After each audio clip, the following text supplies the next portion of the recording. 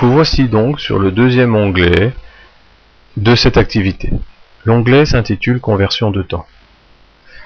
Nous allons donc appliquer ce que nous avons vu dans le rappel, mais en l'appliquant à une conversion simple de temps. Alors je l'ai appelé conversion simple de temps tout simplement parce que le troisième onglet, lui, va faire intervenir une conversion un petit peu plus complexe du temps. Le principe ici n'est pas de résoudre des problèmes compliqués, mais d'appliquer simplement ce que vous avez vu pour créer des formules. Je vous ai créé 6 petits tableaux qui vont vous permettre de convertir des heures en minutes, ou des minutes en heures, ou des secondes en heures, etc. Le principe étant de rentrer des formules pour que le calcul se fasse automatiquement. Alors je vais simplement vous montrer pour le premier tableau. Alors pour le premier tableau, c'est assez simple. Imaginons qu'ici, je mette 8 heures. Je veux savoir combien ça me fait de minutes. Je ne vais pas prendre ma calculatrice et calculer combien fait 8 heures en minutes. Le principe, c'est que le tableur le fasse tout seul et automatiquement. Alors, si jamais je mets une heure, ça me fait 60 minutes. Donc, je devrais multiplier la cellule des heures par 60 pour obtenir celle des minutes.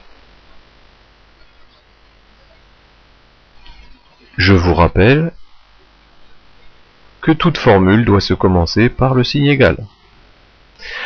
Je vous laisse faire la suite de la formule, sachant que c'est une application simple de ce que nous avons vu dans le rappel.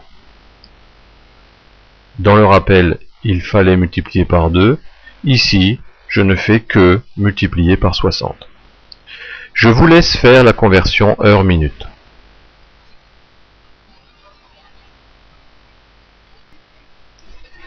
Voici donc la suite de cette activité. Le deuxième onglet, que j'ai intitulé Conversion de temps, va vous permettre de mettre en application ce que nous avons vu dans le rappel, et notamment la création de formules.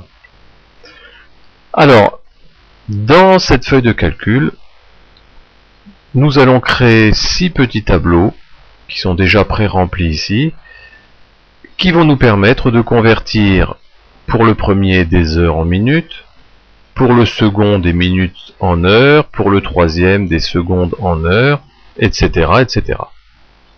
Alors le principe est relativement simple. Si je sélectionne la cellule des heures et que je mets par exemple 3 heures, le principe est que le tableau me complète directement, me fasse le calcul automatiquement du nombre de minutes que représente 3 heures. Pour cela, je vais lui rentrer une formule dans cette cellule. Je vous rappelle que chaque formule doit commencer par le signe égal. Étant donné que la formule qui va suivre dans cette cellule est quasiment la même que celle que nous avons vue dans le rappel, je vous laisse la remplir. Je viens de remplir cette cellule des minutes, ce qui me permet de constater que 3 heures font 180 minutes. Maintenant, je peux changer la valeur des heures, mettre par exemple 5 heures et demie. En validant sur Entrée, ça me calcule directement le nombre de minutes. Je vous laisse remplir maintenant les autres cellules, des heures pour les secondes, des minutes pour les secondes, c'est le même principe, et puis en réfléchissant un petit peu, vous êtes tout à fait capable de remplir la cellule pour passer des minutes en heures, la cellule pour passer des secondes en heures, et la cellule pour passer des secondes en minutes.